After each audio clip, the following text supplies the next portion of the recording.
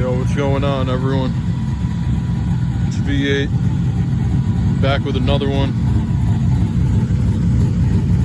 Been trying to make this video for weeks, and just kept getting hit with roadblock after roadblock, but we finally made it to the destination.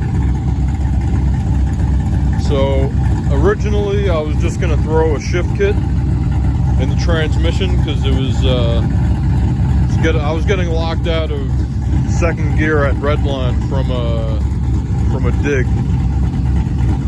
and threw the shift kit in. It shifted really nice and crisp, but I kept stalling.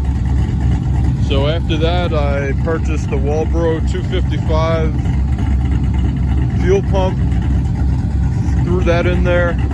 It kept stalling. So then I bought a new alternator, and I just popped that thing in, and it's finally running good again. So a little bit of a headache, but finally got it right.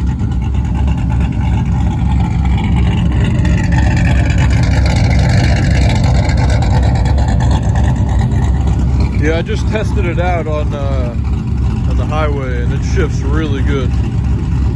Really firm, way better than before. And like with the combination of the shift kit and the brand new fuel pump, it runs really well, better than before, a lot more responsive. And now it has a new alternator too. So the old one lasted 8 years, something like that. So it's 175 amp Tuff stuff alternator. Factory is 150 amps. I have aftermarket lights and sound system and remote start, all that other shit, so can't hurt, can only help.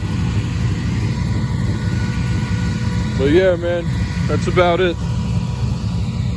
I'll be making more videos now that it's running good again.